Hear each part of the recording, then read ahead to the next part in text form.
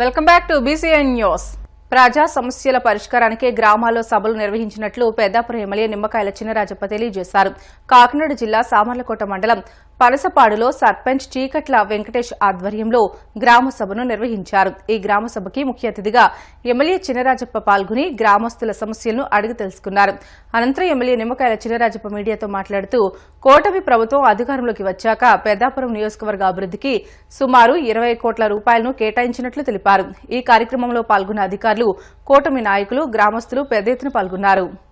ప్రభుత్వం వచ్చిన తర్వాత చంద్రబాబు నాయుడు కానీ పవన్ కళ్యాణ్ కానీ ఈ గ్రామాలన్నిటి కూడా సమస్యల పరిష్కారం జరగాలంటే గ్రామ సభలు జరగాలి. గ్రామ సభల్లో ఏ సమస్యలు ఉన్నాయో సమస్యలన్నీ ఐడెంటిఫై చేసి ఆ సమస్యల పరిష్కారం దిశగా వెళ్ళాలనే ఆలోచనతో మరి ఇలా కూటమి ప్రభుత్వం ఉంది. చంద్రబాబు నాయుడు, పవన్ కళ్యాణ్ పంచాయతీరాజ్ మినిస్టర్గా మరి ఆయన కూడా దీని మీద శ్రద్ధ పెట్టి వేళ గ్రామ సభలన్నీ కూడా అన్ని ఒకే రికార్డ్ బ్రేక్. ఎందుకంటే ఎప్పుడు కూడా ఇలా జరగలేదు. మొత్తం రాష్ట్ర వ్యాప్తంగా అన్ని గ్రామాల్లోనూ కూడా గ్రామ సభలు జరిగినాయి. ఈవేళ ఆ గ్రామ సభల్లో గ్రామంలో సాటిస్ఫైగా ఉన్నారు. ప్రతి ఒక్కరు కూడా సమస్యలన్నీ కూడా చెప్పాడు, సమస్యలన్నీ రికార్డ్ చేసుకోవడం జరిగింది. మరి పెద్దాపురం నియోజకవర్గం వచ్చినప్పటికీ ప్రతి గ్రామానికి కూడా వచ్చి 2 నెలలు అయితే 2 నెలల్లోనూ కూడా 20 కోట్ల రూపాయలు 40 గ్రామాలకు కూడా ఇవ్వడం జరిగింది. అది కాక పంచాయతీ నుంచి కూడా ఖర్చు పెట్టాలని చెప్పి అది కూడా మరి పంచాయతీ నిధులు కూడా తీసుకుని ఖర్చు పెట్టే పరిస్థితిలో అవి కూడా రికార్డు చేయడం జరిగింది. గ్రామాల్లో సభలు జరిగినప్పుడు సభల్లో అందరూ కూడా సమస్యలు చెప్పడం జరిగింది.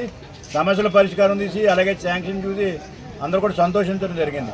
ఎందుకంటే భవిష్యత్తులో గ్రామాలు బాగుపడతాయనే ఆలోచనతో ప్రజలు కూడా ఉన్నారు. మా బాధ్యత కూడా పెరిగింది. ఎందుకంటే ఇలా ప్రతి గ్రామంలోనూ కూడా మరి ఎన్ఆర్జీ ద్వారా తీసుకొచ్చి కార్యక్రమం పనులన్నీ కూడా చేయాలని చెప్పి నిర్ణయించడం జరిగింది. అలాగే గ్రామ పంచాయతీ నిధులు కూడా ఖర్చు పెట్టాలని నిర్ణయించడం జరిగింది. అంతే ప్రతి గ్రామంలోనూ కూడా సిమెంట్ రోడ్లు పరంపర చాలా పెద్ద ఎత్తున సిమెంట్ రోడ్లు వేయాలని చెప్పి నిర్ణయించడం జరిగింది. అలాగే గ్రామ సమస్యలన్నీ కూడా డ్రైన్లు కానీ మంచినీటి వసతులు కానీ ఇవన్నీ కల్పించడం కోసం ప్రతి గ్రామానికి కూడా ఒక ప్లాన్ నిర్ణయించుకోవడం జరిగింది. ప్రతి గ్రామం కూడా మరి ప్రతి గ్రామం పూర్తి 70% పనులు చేయాలి అన్నది ఒకటి. 2 వ్యక్తిగత సమస్యలు కూడా వచ్చినాయి. ఆ సమస్యలన్నీ కూడా నోట్ చేసుకుని ఆ వ్యక్తిగత సమస్యలు కూడా పరిష్కారానికి తీసుకున్నాయి. అలాగే రెవెన్యూ సమస్యలు వచ్చినాయి.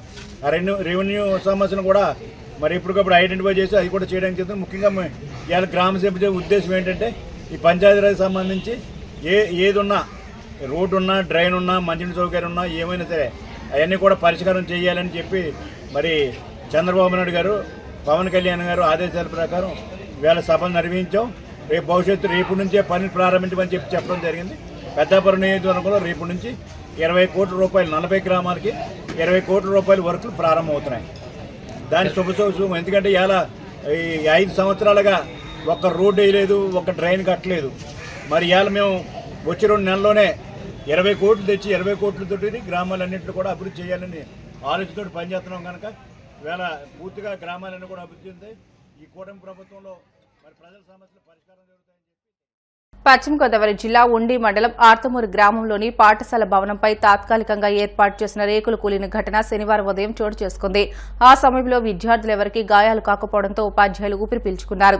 గ్రామంలో పాఠశాలకు 20 సెంట్లు స్థలాన్ని కేటాయించి మండల పరిషత్ తీర్మానాన్ని ఆమోదించిన గత ప్రభుత్వం కొత్త పాఠశాల భవనాన్ని మంజూరు చేయలేదని ఆ గ్రామ ఎంపీటీసీ సభ్యుడు డి రామలింగేశ్వరరావు, సర్పంచ్ గోనబోయిన వీర్రాజు ఆరోపించారు.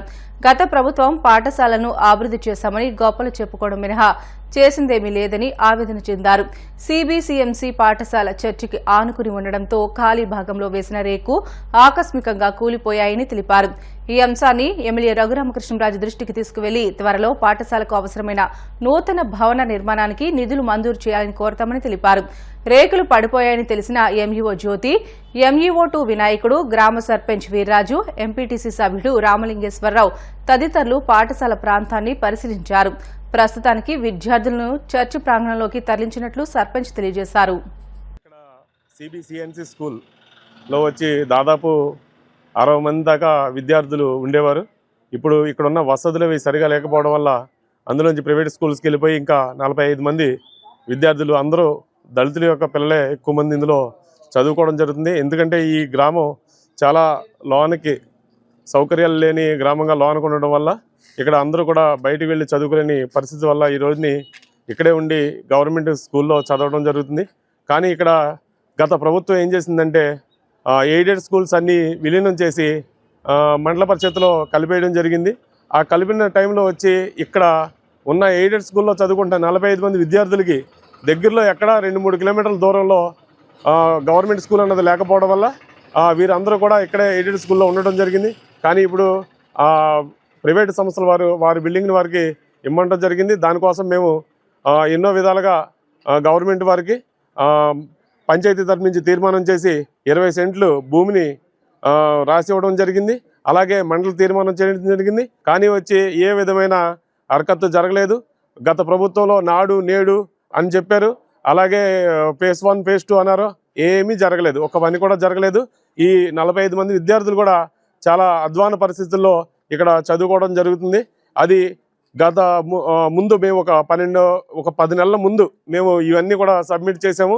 ఇదే విషయాన్ని ప్రభుత్వం దృష్టికి తీసుకురావడానికి రోడ్డు మీద ధర్నాలు కూడా చేయడం జరిగింది. అందుకనే వచ్చి ఈ తక్షణమే ప్రభుత్వం ముందుకు వచ్చి మాకొచ్చి ఇక్కడ మేము ఏదైతే స్థలం ఏర్పాటు చేశామో అందులో వచ్చి ఒక 20 సెంట్లో playground with school government school నిర్మించి పర్మనెంట్ టీచర్స్ని పోస్టర్ చేయవలసిందిగా నేను ఈ గ్రామ ఎంపీటీసీగా నేను ప్రభుత్వాన్ని కోరుకుంటున్నాను. అచ్యుతాపురం సెజ్ బాధితులకు వైసీపీ ఆర్థిక సాయం ప్రకటించింది. మృతుల కుటుంబాలకు 5 లక్షలు, గాయపడ్డ వారికి 1 లక్ష చొప్పున ఆర్థిక సాయం అందిస్తామని మాజీ మంత్రి బొత్స సత్యనారాయణ వెల్లడించారు. శనివారం ఆయన మీడియాతో మాట్లాడుతూ బాధితులను కలిసి ఆర్థిక సాయం అందజేస్తామని తెలిపారు. ప్రమాదం జరిగితే అధికారంలో ఉన్న వాళ్లు కనీసం పట్టించుకోలేదని అన్నారు. ఇలాంటి ఘటనలు పునరావృతం కాకుండా చూడాలని బొత్స పేర్కొన్నారు. బాధితులను పరామర్శించడానికి చంద్రబాబు ఎందుకు రాలేదని ప్రశ్నించిన తర్వాత సీఎం కేజీహెచ్ కు వచ్చి నామమాత్రంగా చూసి వెళ్లిపోయారని అన్నారు. గతంలో ఎల్జీ పాలిమర్స్ ప్రమాదం జరిగిన వెంటనే మృతి చెందిన వారికి ₹1 కోటి చెక్కులను అందించామని అప్పటికప్పుడు 30 కోట్లు సిద్దం చేసినట్లు బొత్స సత్యనారాయణ తెలిపారు.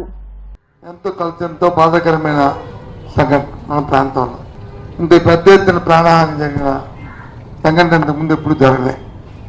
ఎల్జీ పాలిమర్స్ జరిగింది కానీ అందులో 12 మంది వరకు, తర్వాత మళ్ళీ ఇంకో 15 వరకు ఆ రోజు చనిపోవడం. కానీ ఈరోజు 17 మంది.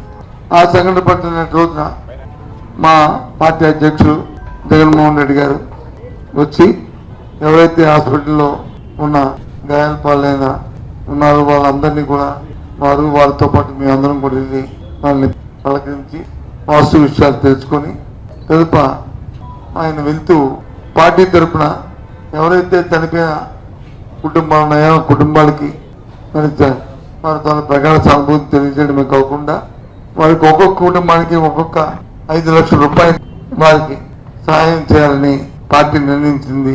ఈ విషయం నిన్న వెళ్ళిపోతూ జగన్మోహన్ రెడ్డి గారు మాకు చెప్తే ప్రకటించమని చెప్పారు.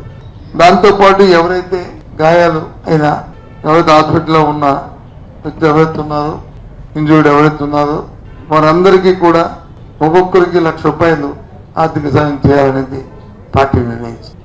ఇవన్నిటినీ కూడా మా పార్టీ ఆయా ప్రాంతాల్లో ఉన్న మా పార్టీ నాయకులు పెద్దలు ప్రత్యక్షంగా వెళ్ళి ప్రత్యేకంగా కలిసి మరి జగన్మోహన్ రెడ్డి గారి తాలూకా మాటగా వారికి చెప్పి వాళ్ళకి అందరికీ మా సానుభూతి తెలియజేసి వారికి ఆర్థిక సాయం మా చేతితో ఇవ్వాలనేది పార్టీ నిర్ణయాన్ని మీ ద్వారా తెలియజేస్తున్నాం. ఆ నేపథ్యంలో నేను రోజున మరి జగన్మోహన్ రెడ్డి గారు మా నాయకుడు మా అధ్యక్షులు వచ్చి వాళ్ళు చూసిన తర్వాత వాస్తవ విషయాలు ఆ వాళ్ళ నుంచి వాళ్ళ నోటి విన్న తర్వాత మరి రేపు పత్రికా సమావేశంలో పత్రికా సోదరులు అడిగిన ప్రశ్నలకి నేపథ్యంలో జరిగిన సంఘటనల్ని జరిగిన విషయాల మీద వారి స్పందన కూడా ఆయన తెలియజేయడం జరిగింది. పరిశ్రమలకు ఎవరు వ్యతిరేకం కాదు. ఆ ఫార్మాసిటీని ఏర్పాటు చేసిందా స్వర్గీయ రాజశేఖర రెడ్డి గారి హయాంలో నేను ఇండస్ట్రీగా మినిస్టర్గా ఉన్నప్పుడే ఆ ఫార్మాసిటీని ఏర్పాటు చేశాం. పరిశ్రమలు రావాలి, అభివృద్ధి చెందాలి, మరి ఎంప్లాయ్మెంట్ రావాలనే ఆలోచనతోనే ఆ కార్యక్రమాన్ని చేశాం. తర్వాత జరుగుతున్న ప్రభుత్వాలు వచ్చి వాటిలో ఏదైనా ఒక సంఘటన జరిగితే ఆ సంఘటన పట్ల మళ్ళీ పునరావృతం అవ్వకుండా ఏమేమి చర్యలు తీసుకోవాలి, ఒకవేళ జరిగిన సంఘటన వెంటనే ఇమీడియట్ వాళ్ళకి ఏ విధంగా వాళ్ళకి ఉపశమనం కలిగించాలి, ఏ విధంగా దాని మీద రియాక్ట్ అవ్వాలి అనేది ఆలోచన చేయాలి ప్రభుత్వాలని. వార్తలు ముగించే ముందు ముఖ్యాంశాలు మరొకసారి. ఎరువుల సరఫరాలో ఎలాంటి ఇబ్బందులు రానివ్వం, రైతులకు హామీ ఇచ్చిన మంత్రి నాదెండ్ల మనోహర్.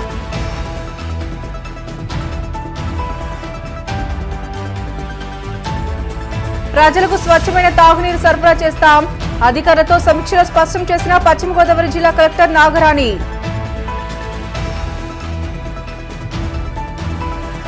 పరిశ్రమలో సేఫ్టీ ముఖ్యమన్న మాజీ ఎంపీ చింతామోహన్. అనకాపల్లి ఫార్మా పరిశ్రమ బాధితులకు ప్రకటించిన పరిహారం పట్ల హర్షం. అచ్యుతాపురం ఫార్మా బాధితులకు వైసీపీ ఆర్థిక సాయం ప్రకటన. త్వరలో అందజేస్తామన్న మాజీ మంత్రి బొత్స సత్యనారాయణ. ఇవి ఇప్పటివరకు బులెటిన్ అప్డేట్స్. మరిన్ని వార్తల కోసం BCN digital YouTube channel, Facebook పేజీని ఫాలో అవ్వండి. అప్డేట్ వార్తల కోసం ప్లీజ్ డూ సబ్స్క్రైబ్.